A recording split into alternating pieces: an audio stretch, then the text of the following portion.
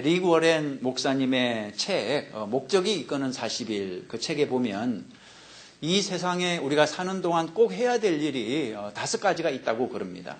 여러분 기억하십니까? 오래됐는데요. 우리가 이 세상에 사는 동안 꼭 해야 될 일 5가지. 화면 보시면서 자, 첫째가 무엇입니까? 빈칸에 뭐가 들어갈까요? 첫째는 예배입니다. 그런데 예배가 무엇입니까? 예배가 이게 쉬운 것 같지만 또 쉽지 않습니다. 예배는 한마디로 말해서 하나님을 사랑하는 것입니다. 하나님을. 마음을 다하고 힘을 다하고 뜻을 다하여 하나님을 사랑하는 것이 예배입니다. 여러분 어버이날에 그 부모님 가슴에 꽃을 달아드리는 이유가 무엇입니까? 꽃이 의미하는 게 무엇입니까? 부모님 사랑합니다. 또 부모님 감사합니다. 부모님 존경합니다. 그런 뜻 아니겠습니까? 예배가 바로 그런 것입니다. 예배는 하나님 가슴에 우리가 꽃을 달아드리는 거예요. 하나님께서 그 꽃을 참 기뻐하십니다. 여러분 예배가 아무것도 아닌 것 같지만 하나님이 감동하시는 것이 예배입니다. 하나님 사랑합니다. 하나님 감사합니다. 하나님 존경합니다. 이 고백이 바로 예배입니다. 여러분 오늘 그런 예배를 드리시기 바랍니다. 자, 두 번째 목적이 무엇입니까? 두 번째는 교제입니다. 교제는 사람을 사랑하는 것입니다. 예배가 하나님을 사랑하는 것이라면 교제는 사람을 사랑하는 것입니다. 하나님은 우리가 서로 사랑하기를 원하십니다. 여러분 부모의 마음이 다 그런 거 아니겠습니까? 여러분 자녀들이 어떻게 지내기를 원하세요? 서로 미워하고 싸우기를 원하십니까? 그런 부모가 어디 있습니까? 다 사이좋게 지내기를 원하시죠. 그러니까 하나님은 우리가 서로 사이좋게 지내기를 원하십니다. 사람들과 사이좋게 화목하게 지내는 것이 바로 무엇입니까? 그게 바로 교제입니다. 여러분 교제하며 사시기 바랍니다. 교제하면서 사이좋게 지내야 돼요. 자, 세 번째가 무엇입니까? 세 번째 목적은 훈련입니다. 훈련은 그리스도를 닮아가는 것입니다. 우리에게는 타고난 죄의 성품이 있습니다. 그냥 두면 죄를 짓고 마귀를 닮아가는 것이 우리의 본성입니다. 따라서 그냥 두면 안 됩니다. 주님을 닮기 위해서 계속 노력을 해야 돼요. 그것이 바로 훈련입니다. 여러분 훈련을 통해서 용감한 군인이 탄생하는 것입니다. 훈련 받지 않고서는 용감한 군인이 탄생할 수 없어요. 마찬가지로 우리가 훈련을 통해서 예수 그리스도의 용감한 제자가 탄생하는 것입니다. 여러분 훈련의 과정이 좀 힘들어도 피하지 마세요. 그 훈련의 과정을 견뎌내야 쓸만한 일꾼이 되는 것입니다. 자, 네 번째가 무엇입니까? 네 번째는 사역입니다. 사역. 사역은 쉽게 말해서 봉사하는 것입니다. 여러분 교회 직분 중에 집사라는 직분이 있는데 집사가 무슨 뜻인지 아세요? 집사, 그 집자가 무슨 집자인지 아세요? 하우스 그 집자가 아닙니다. 이 집자는 잡을 집자예요. 여러분 의사가 수술할 때 집도 한다 그러죠. 집사가 그런 잡는다는 뜻입니다. 사는 일사고, 그러니까 일을 붙잡는 것이 집사라는 거죠. 여러분 하나님의 일을 붙잡고 감당하는 사람이 집사라는 뜻입니다. 여러분 하나님의 일을 붙잡고 감당하는 저와 여러분 모두가 되시기를 간절히 바랍니다. 그것이 사역입니다. 우리가 사역을 해야 됩니다. 마지막 5번째가 무엇입니까? 5번째는 전도입니다. 전도는 우리가 다 알지만 복음을 전하는 것입니다. 구원의 길을 알지 못하는 사람들에게 그 길을 전하는 거죠. 그런데 여러분 이 전도는 앞에 말씀드린 그 4가지하고 근본적인 차이가 있습니다. 앞에 4가지는 혹시 지금 좀 못해도 나중에 천국 가서 다시 할 수도 있습니다. 나중에 보충할 수도 있다는 뜻이죠. 예를 들어서 예배, 교제, 또 훈련, 사역 이런 것들은 지금 좀 못해도 천국에 가서 다시 잘할 수 있는 기회가 있습니다. 그러나 전도는 그렇지 않다는 거죠. 여러분 전도는 지금 안 하면 영영 못하는 것이 전도입니다. 천국에 가서 왜 전도를 할 수 없습니까? 천국에 가서 누구에게 전도하겠어요? 거긴 다 하나님 믿는 사람들만 있는데, 그리고 하나님 안 믿는 사람들은 이미 다 저기 지옥에 가 있는데, 전도는 오직 이 세상에서만 할 수 있는 것이 전도라는 거죠. 그런 의미에서 전도는 여러분 가장 중요합니다. 다른 것들은 지금 혹시 못해도 나중에 할 수 있지만 전도는 지금 못하면 영영 못하는 거죠. 여러분 무엇보다 전도를 열심히 하는 저와 여러분 되시기 바랍니다. 한번 따라해 보시죠. 우리는 전도의 사명을 띠고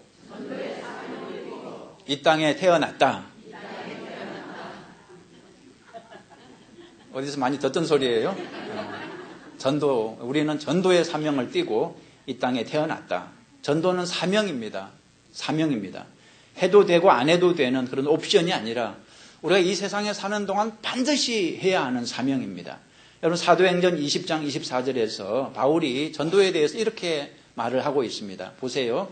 나여 달려갈 길과 주 예수께 받은 무엇입니까? 사명입니다. 이 사명은 하나님의 은혜에 복음 전거하는 일을 마치려 하면은 나의 생명을 조금 더 귀한 것으로 여기지 아니하노라. 바울은 전도를 가리켜서 사명이라 그랬습니다.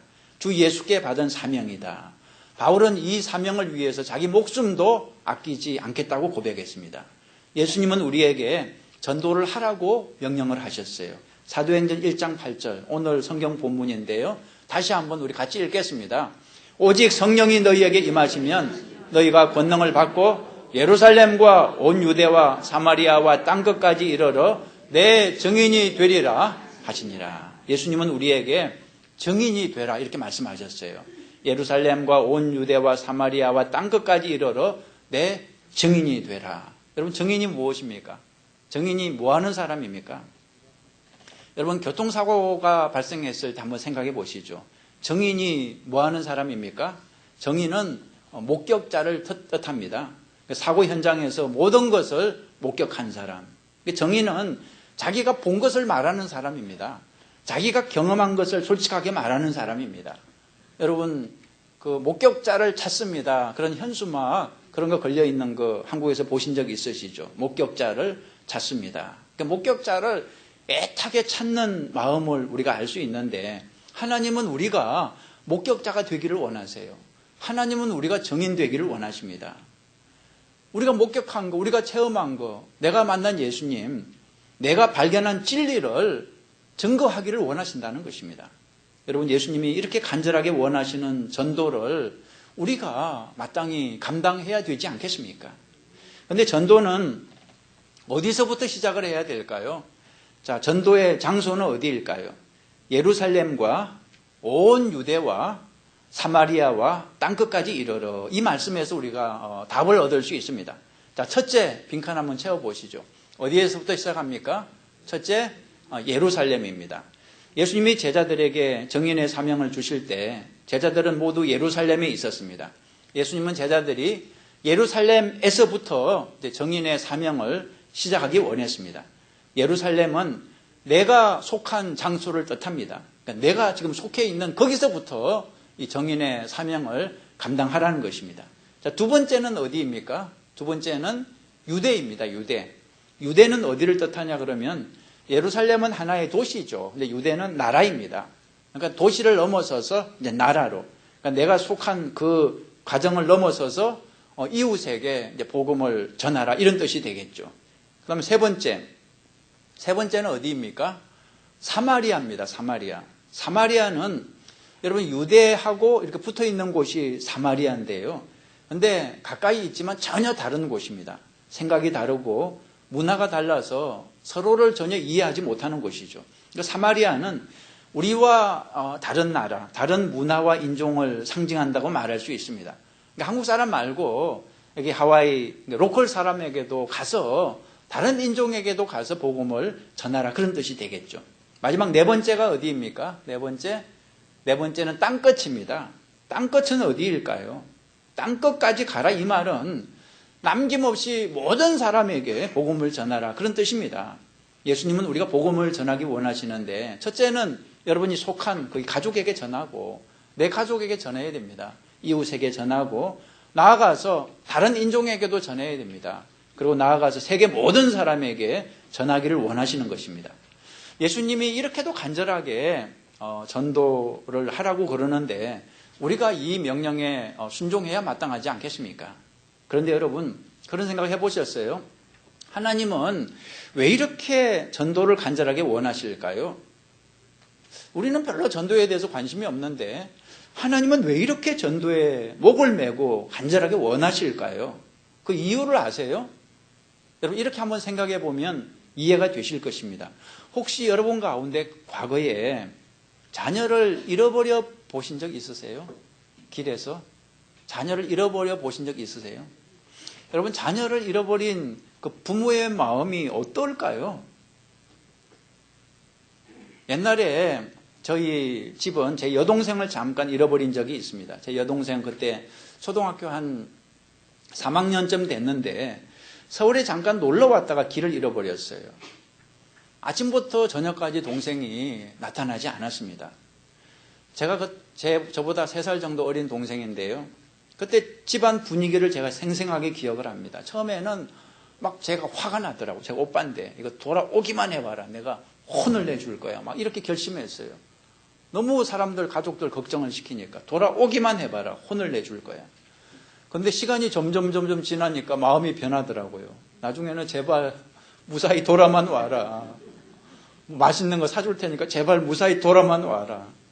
그러다가 해가 지고 날이 어두워지니까 그때는 뭐 온 가족이 패닉, 완전 미칠 지경이 됐습니다.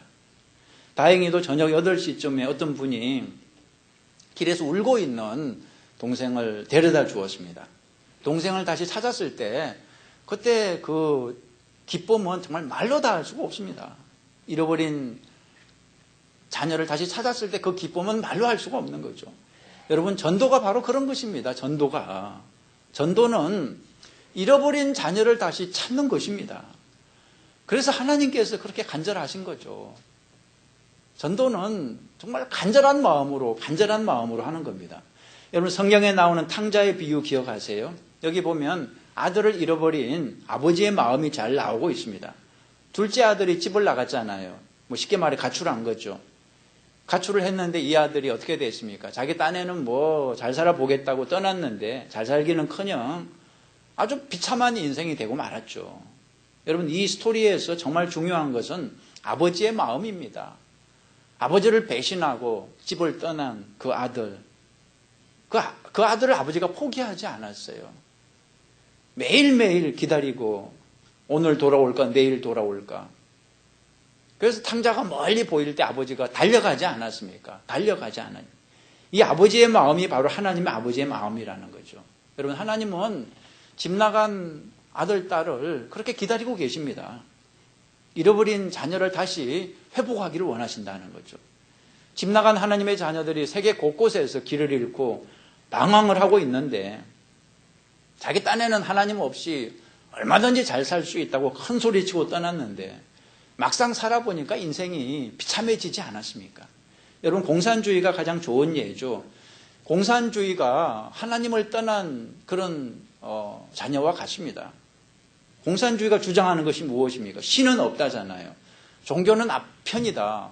하나님 없이 우리 인간들끼리 얼마든지 잘 살 수 있다. 그렇게 큰 소리 쳤죠. 우리끼리 다 같이 잘 사는 나라를 만들어 보자. 이렇게 큰 소리 쳤는데 결과는 어떻게 됐습니까? 다 같이 여기까지는 성공했어요. 다 같이. 근데 그 다음에서 실패했어요. 잘 사는 여기에서 실패했어요. 다 같이 잘 사는 나라가 아니라 다 같이 못 사는 나라가 되고 말았잖아요. 여러분 공산주의는 실패했습니다. 그죠? 하나님 떠났더니 다 같이 비참해지고 말았습니다. 여러분 하나님을 떠난 인간의 말로가 바로 이렇다는 거죠. 비참하고 불행한 인생이 되고 마는 것입니다. 하나님은 잃어버린 자녀들을 다시 찾기 원하십니다. 전 세계 구석구석에서 지금도 길을 잃고 방황하는 그 자녀들을 다시 찾아서 천국에서 행복하게 같이 살기를 원하십니다. 예수님이 세상에 왜 오셨습니까? 잃어버린 하나님의 자녀들을 찾기 위해서. 여러분, 예수님이 우리에게 주신 사명이 무엇입니까? 가서 잃어버린 하나님의 자녀들을 찾아오라는 거죠. 마가복음 16장 15절 보세요. 화면 한번 보시겠습니까? 또 이르시되, 읽어볼까요? 너희는 온 천하에 다니며 만민에게 복음을 전파하라. 이것은 명령입니다. 예수님께서 우리에게 주시는 명령입니다. 너희들이 가서 잃어버린 하나님의 자녀들을 찾아오라는 거죠. 제가 이런 얘기를 들은 적이 있습니다. 하나님과 천사 사이에 주고받은 얘기라고 그래요. 하나님이 천사들에게 이렇게 말했습니다. 내 계획은 세상에 있는 모든 사람들을 다 구원하는 것이야. 그 계획을 이루기 위해서 나는 아들 예수를 세상에 보냈지. 그리고 예수는 세상에 3년 머물면서 12명의 제자들을 만들어 놓고 돌아왔지. 예수의 제자들이 그 계획을 완성할 거야. 그러자 천사가 걱정스럽게 물었습니다. 하나님, 그런데요, 제자들이 과연 그 일을 잘 감당할 수 있을까요? 만약에 제자들이 실패한다면 어떻게 하나요?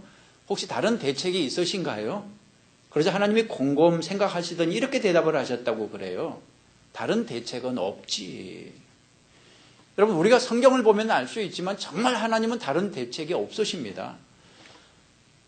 제자들이 실패하면 아무도 이제 잃어버린 자녀들을 되찾을 수 없다는 것입니다. 누가 제자입니까? 여러분과 제가 바로 하나님이 보내신 제자들입니다. 하나님이 우리에게 잃어버린 자녀들을 찾아오라고 그 막중한 사명을 맡겨주신 것입니다. 우리가 아니면 이제 대책이 없습니다. 여러분, 우리가 그 자녀들을 찾으면 찾는 것이고 우리가 못 찾으면 영영 못 찾는 것입니다. 우리가 못 찾으면 그 잃어버린 자녀들은 이제 영원히 고통을 당하게 될 것입니다.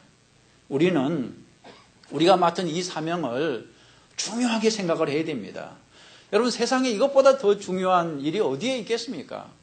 우리는 이 사명을 띠고 정말 이 세상에 태어난 것입니다. 여러분, 이렇게 중요하고 엄청난 사명을 어떻게 감당할 수 있을까요? 어떤 일부터 시작을 해야 될까요? 다시 말씀드립니다. 여러분, 첫째는 가까운 곳부터 찾아야 됩니다. 첫째는 가까운 곳부터 찾아야 됩니다. 여러분, 잃어버린 자녀를 찾을 때는 항상 가까운 곳부터 찾아야 돼요. 자기 집안에서부터 잘 찾아야 됩니다. 어떤 집에서는요, 아이가 없어져서 하루 종일 동네를 찾았는데 해질 무렵이 되니까 지붕에서 이렇게 기어 내려오더래요.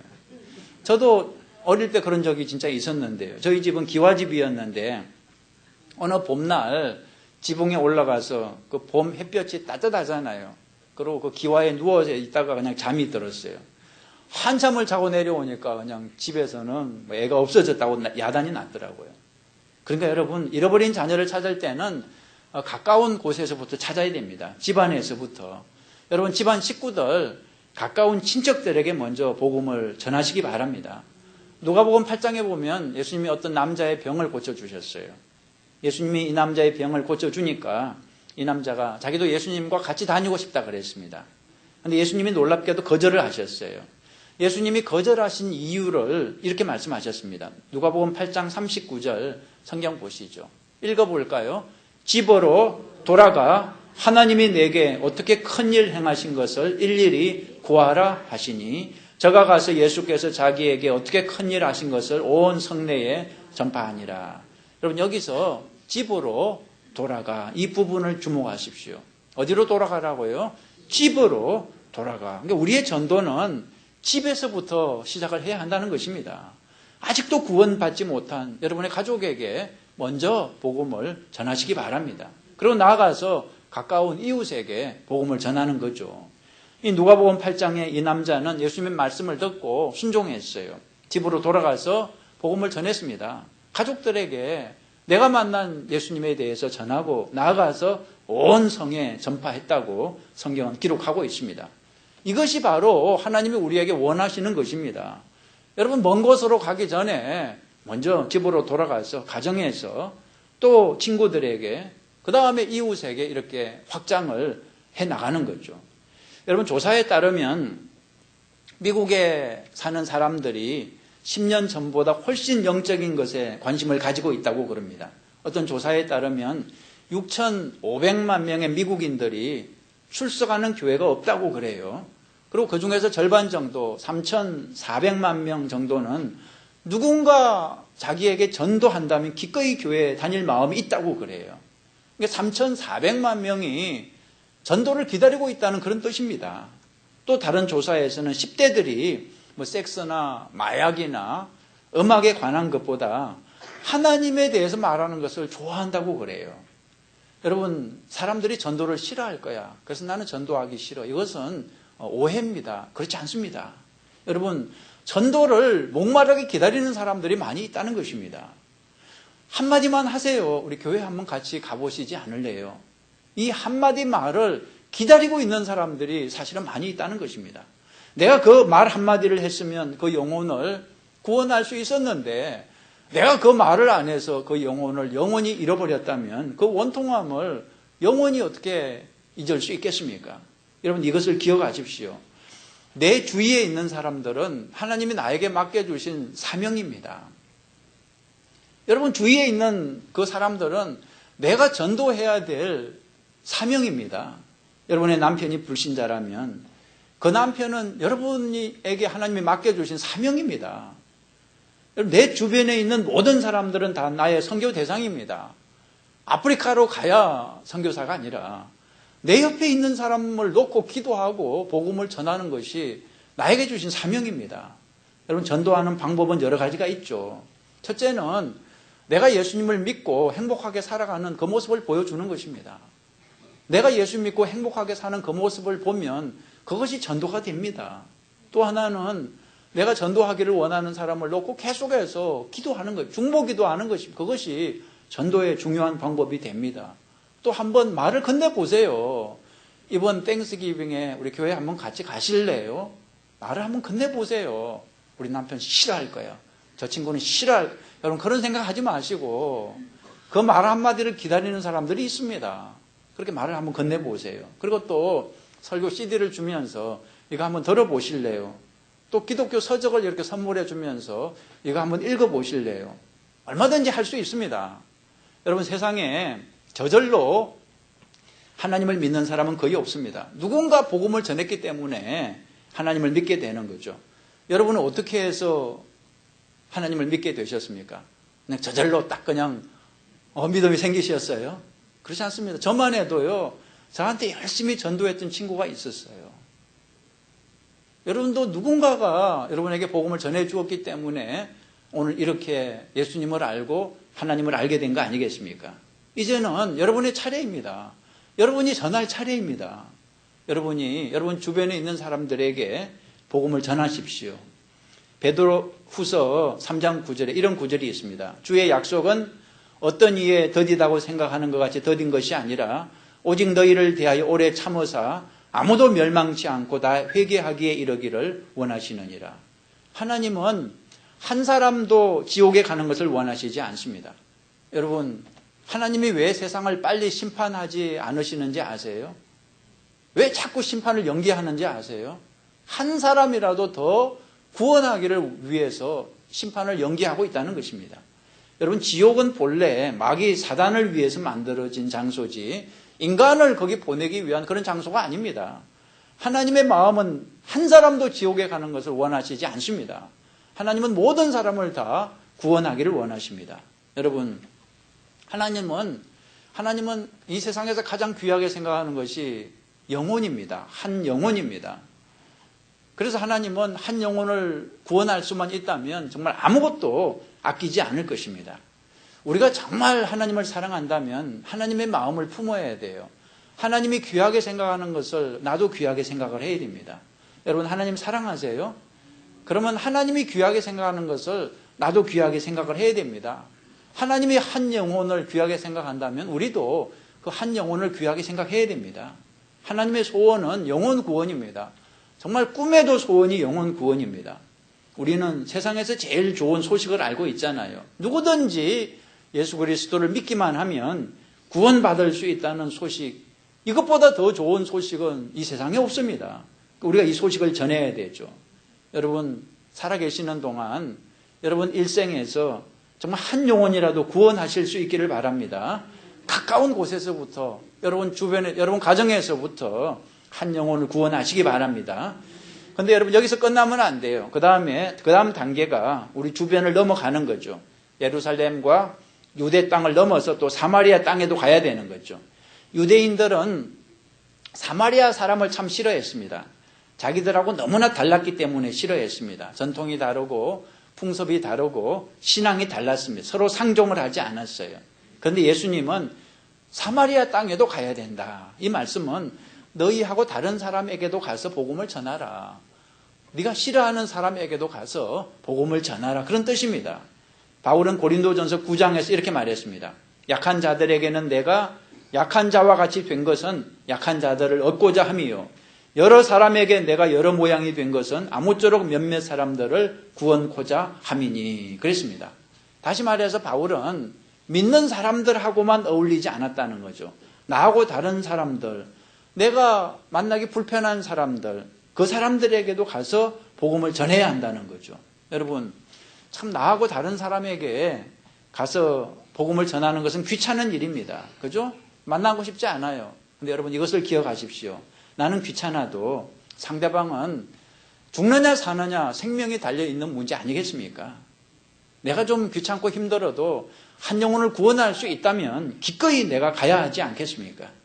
여러분 한국의 김진홍 목사님이라고 여러분 알고 계시죠? 김진홍 목사님, 두레교회. 이분이 오래전에 그 와싱턴에 있는 교회에서 부흥회를 할 때 이런 경험을 했다고 그래요. 이제 부흥회를 마치고 이제 호텔로 가서 잠을 자려고 하는데 어떤 청년이 상담을 좀 하고 싶다 그랬습니다. 그런데 이때 목사님이 굉장히 피곤했습니다. 한국에서 미국까지 비행기를 타고 와서 막 쉬지도 못하고 부흥회를 했기 때문에 너무 피곤해서 겨우겨우 말씀을 전할 수 있었습니다.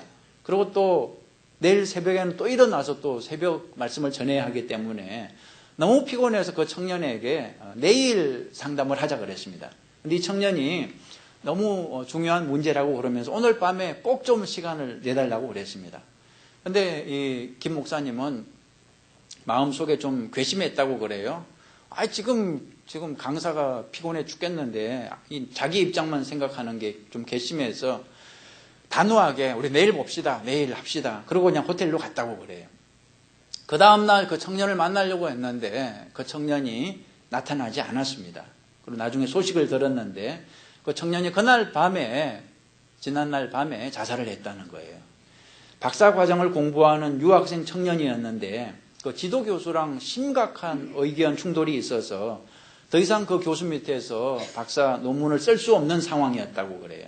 공부를 계속할 수도 없고 한국에 돌아갈 수도 없고 진퇴양난에 빠져서 고민을 하다가 그날 밤에 지푸라기라도 잡는 마음으로 부흥에 참석했는데 마지막으로 목사님 상담을 받고 살든지 죽든지 결정하고자 했는데 그 부탁마저 거절당하고 나니까 그날 밤에 자살을 해버렸다는 거죠.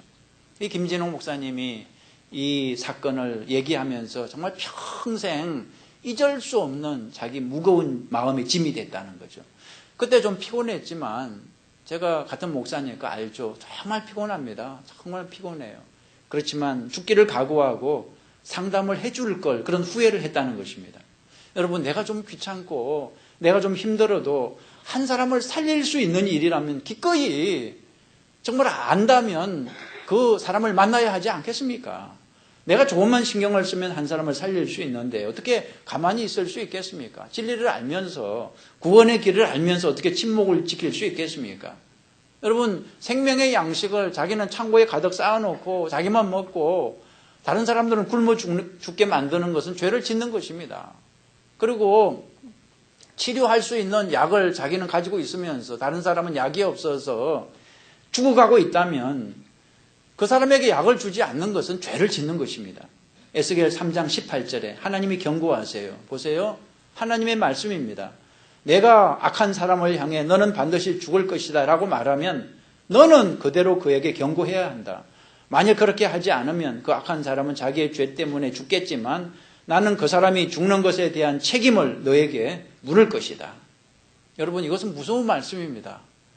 여러분 주변에 있는 그 사람은 여러분의 책임입니다. 여러분 주변 사람에게 복음을 전하는 것은 여러분의 책임입니다. 듣든지 아니 듣든지 그것은 그 사람의 책임이지만 여러분 주변에 있는 그 사람에게 전하는 것은 여러분의 책임입니다. 내가 전하지 않아서 그 사람이 살 수 있는 기회를 놓쳤다면 그것은 여러분의 책임입니다. 아까 마가복음 16장 15절에서 예수님의 제자들에게 너희는 온 천하에 다니면서 만민에게 복음을 전파하라 그랬는데 예수님이 이 말씀을 누구에게 하셨다고 생각하십니까? 목사들에게 하셨습니까? 선교사들에게 하셨습니까? 그렇지 않습니다. 그냥 제자들을 모아놓고 평범한 제자들을 모아놓고 너희는 온 천하에 다니며 만민에게 복음을 전파하라 그랬습니다. 우리 모두에게 주시는 하나님의 명령입니다. 여러분 만민에게 모든 사람에게 복음을 전하는 것은 우리의 사명입니다. 여러분, 이게 이 복음을 전하는 게 옛날에는 참 어려운 일이었어요. 예수님이 제자들에게 이 말씀을 하실 때는 그때는 교통수단이 별로 없었거든요. 뭐 말을 타든지 걸어가든지 낙타 타든지 그것뿐이었는데, 지금은 뭐 자동차도 있고 비행기도 있고 또 인터넷도 있고 뭐 안방에서 전 세계 사람들을 만날 수 있는 길이 열렸잖아요. 지금은 만민에게 복음을 전할 수 있는 그런 길이 넓어졌다는 것입니다. 또 지금은 우리 하와이는 정말 만민이 다 모여 사는 데 아니겠습니까? 모든 인종이 다 있는데 우리가 얼마든지 복음을 전할 수 있습니다. 여러분, 기억하십시오.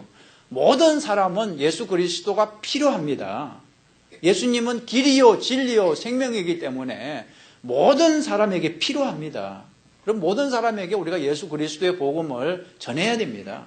예수님은 복음 전하는 사람을 축복해 주시겠다 그랬습니다. 마태복음 16장 25절 보시죠. 누구든지 제 목숨을 구원코자 하면 잃을 것이요, 누구든지 나와 복음을 위하여 제 목숨을 잃으면, 헌신하면 구원하리라.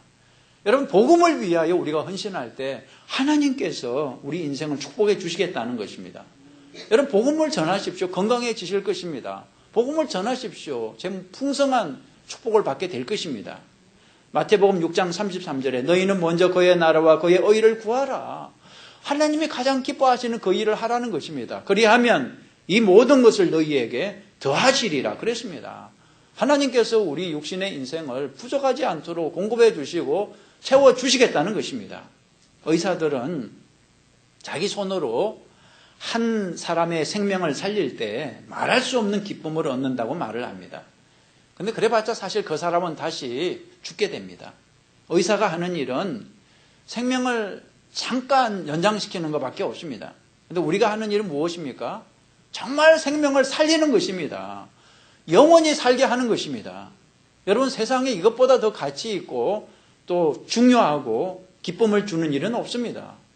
여러분, 인생에서 가장 중요한 일은 이것이 될 것입니다. 1년 동안 약 240만 명의 미국인이 죽는데, 전 세계적으로 5,400만 명이 죽는데 대부분은 예수 그리스도를 알지 못하고 죽는 사람이라고 그래요. 우리는 이 영혼들에 대해서 안타까운 마음을 가져야 됩니다. 잃어버린 자녀에 대한 안타까운 그런 마음을 가져야 됩니다. 말씀을 마치겠습니다. 이 릭 워렌 목사님의 개인 간증 하나를 소개하고 마치겠습니다. 이 릭 워렌 목사님의 아버지는 같은 목사님이었는데요, 큰 교회 목사는 아니었고 작은 교회에서 평생 목회를 했습니다. 이제 돌아가시기 전 한 일주일 정도는 의식이 별로 없었습니다. 사실 대부분의 사람들이 그렇습니다. 돌아가시기 전에는 의식이 사실 거의 없습니다. 우리가 뭐 영화나 드라마를 볼 때는 돌아가시기 전에 막 자식들 다 오라고 하고 하나씩 이름도 부르면서 뭐 유언도 남기고 먼저 간다, 잘 있어라 하면서 그냥 딱 가시는데, 그건 영화지. 사실은 그렇지 않습니다. 저는 목사니까 돌아가시는 분들 이렇게 볼 기회가 많은데요, 돌아가실 때는 대부분이 의식이 없습니다. 릭 워렌 목사님의 아버지도 거의 의식이 없었어요. 그런데 돌아가시기 직전에 의식을 조금 찾더니 거의 무의식 가운데 이런 말씀을 하셨다고 그래요. 예수님을 위해서 한 사람을 더 구원해야 돼. 예수님을 위해서 한 사람을 더 구해야 해. 예수님을 위해서 한 사람을 더 구해야 해. 이 말씀을 무려 1시간 정도 100번도 넘게 계속 반복을 하셨다고 그래요. 거의 무의식 가운데 예수님을 위해서 한 사람을 더 구해야 해. 그리고 마지막에는 마치 명령을 하시듯이 손을 이렇게 뻗고 그 자기 아들 목사의 머리에 얹고 말씀을 하셨다고 그래요. 예수님을 위해서 한 사람을 더 구해라. 예수님을 위해서 한 사람을 더 구해라. 그날 이후에 이 아들이 결심했다는 거죠. 앞으로 남은 생을 영혼 구원을 위해서 살아야 되겠다. 그것이 인생에서 가장 중요한 일이라는 사실을 알았다는 것입니다. 여러분, 영혼 구원은 릭 워렌 목사님 아버지의 소원이었습니다. 오죽했으면 그 의식이 없는 가운데 그 말씀을 그렇게 수없이 반복했겠습니까? 뿐만 아니라 여러분, 영혼 구원은 하나님 아버지의 정말 간절한 소원입니다. 미친 듯이 잃어버린 자녀를 찾고 있는 것이 하나님 아버지의 소원입니다. 그래서 아들 예수 그리스도가 왔고 그 아들 예수의 소원도 영혼 구원입니다. 그리고 오늘 우리의 소원이 또한 영혼 구원이 돼야 되는 거죠. 여러분, 우리가 아니면 아무도 이 일을 해줄 사람이 없습니다. 하나님 혼자서 스스로 구원을 못 하십니다. 그렇게 하시면 뭐하러 우리 보고 전도하라 그러겠으면 하나님이 다 하시고 말지. 하나님은 우리에게 그 일을 맡겨주셨어요. 우리가 감당해야 됩니다. 내가 가서 복음을 전하지 않으면 그 사람은 구원받을 길이 없습니다. 여러분, 주변에 있는 그 사람은 하나님이 나에게 맡겨주신 사명입니다. 듣든지 아니 듣든지 복음을 전하는 저와 여러분 되시기 바랍니다. 지금 우리 교회는 이 추수감사절까지 전도 주간으로 정해놓았는데 이 기간에 전도하시는 분들께 드리는 선물까지 이렇게 미리 준비해놨는데, 여러분, 이 교회에서 드리는 선물은 이건 뭐 아주 작은 겁니다. 그냥 격려하는 거죠. 근데 하나님이 주시는 선물은 엄청나게 클 것입니다. 왜냐하면 영혼을 구원하는 일은 하나님이 가장 귀하게 생각하는 위대한 일입니다. 따라서 하나님께서 주시는 상급은 아주 큰 상이 되실 것입니다. 여러분, 영혼 구원을 위해서 남은 생에 힘쓰고 애쓰는 저와 여러분 모두가 되시기를 간절히 주님의 이름으로 축원합니다. 우리 기도하시겠습니다.